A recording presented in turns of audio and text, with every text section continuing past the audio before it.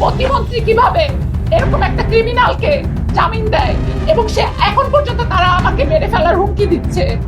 আমার মাটির নিচে, আমার এখানে, আমার আশিয়ান হসপিটালের ভিতরে বহুত লাশ পুঁতা রাখছি আমি, কেউ খবরও পায় নাই। তোরে পুতলে কিছু যায় আসে না। বিজ্ঞাপন চিত্রের চুক্তির কথা বলে ডেকে নিয়ে নির্যাতন, হত্যা চেষ্টা ও শ্লীলতাহানির অভিযোগ, এমন গুরুতর অভিযোগ তুলেছেন মডেল ও অভিনেত্রী স্নিগ্ধা চৌধুরী। অভিযোগের তীর আশিয়ান গ্রুপের চেয়ারম্যান নজরুল ইসলাম ভূঁইয়ার বিরুদ্ধে। তবে অভিযোগ সম্পূর্ণ অস্বীকার করেছে আশিয়ান গ্রুপ। কী ঘটেছে চলুন জেনে নেওয়া যাক বিস্তারিত।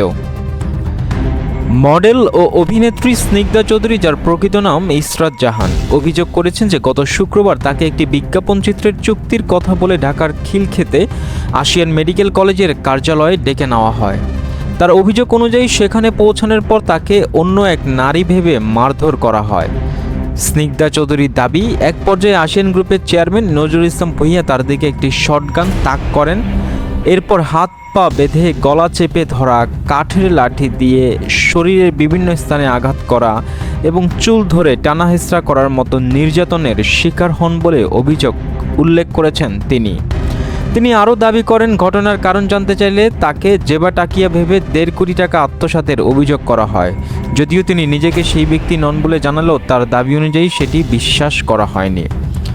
অভিযোগে আরও বলা হয়েছে, তার মুখ চেপে ধরে জোর করে নেশাজাতীয় দ্রব্য পান করানো হয়। পরে অভিযুক্ত ব্যক্তি অন্য কক্ষে গেলে তিনি রাত 11:30টার দিকে কৌশলে সেখান থেকে বেরিয়ে আসেন এবং পরে কুর্মিটোলা জেনারেল হাসপাতালে চিকিৎসা নেন বলে দাবি করেন।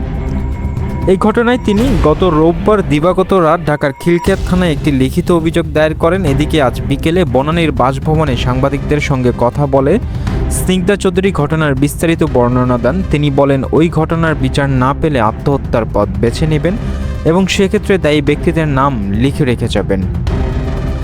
তবে এসব অভিযোগ সম্পূর্ণ অস্বীকার করেছে আশিয়ান গ্রুপ। প্রতিষ্ঠানটির মহাব্যবস্থাপক সৈয়দ শফিকুল ইসলাম এক লিখিত বিবৃতিতে জানান, চেয়ারম্যান নজরুল ইসলাম ভূঁইয়ার বিরুদ্ধে আনা অভিযোগগুলো সম্পূর্ণ বানোয়াট, ভিত্তিহীন ও উদ্দেশ্য প্রণোদিত। বিবৃতিতে আরও বলা হয়, বিষয়টি বর্তমানে আদালতে বিচারাধীন, তাই প্রতিষ্ঠানটি আইন বিচার ব্যবস্থার প্রতি পূর্ণ আস্থা রাখে এবং নিরপেক্ষ তদন্তের মাধ্যমে প্রকৃত সত্য উদ্ঘাটিত হবে বলে বিশ্বাস করেন। একই সঙ্গে আশিয়ান গ্রুপ গণমাধ্যমকে বিচারাধীন বিষয়ে একতরফা তথ্য প্রচার না করে সব পক্ষের বক্তব্য যাচাই করে দায়িত্বশীলভাবে সংবাদ প্রকাশের আহ্বান জানিয়েছেন। এই ঘটনায় এমন এক পর্যন্ত আদালত বা তদন্তকারী সংস্থা অভিযোগগুলোর সত্যতা সম্পর্কে কোনো চূড়ান্ত সিদ্ধান্ত দেয়নি। ফলে অভিযোগগুলো বর্তমানে তদন্তাধীন এবং অভিযুক্ত পক্ষ তা সম্পূর্ণ অস্বীকার করেছে। তদন্ত ও বিচারিক প্রক্রিয়া শেষ হওয়ার পর প্রকৃত ঘটনার সম্পর্কে আনুষ্ঠানিকভাবে নিশ্চিত হওয়া যাবে। এই ধরনের নির্ভরযোগ্য ও সর্বশেষ সংবাদ সবার আগে পেতে আমাদের চ্যানেলটি সাবস্ক্রাইব করুন। ভিডিওটি ভালো লাগলে লাইক দিন এবং আপনার মতামত কমেন্ট করে জানিয়ে দিন।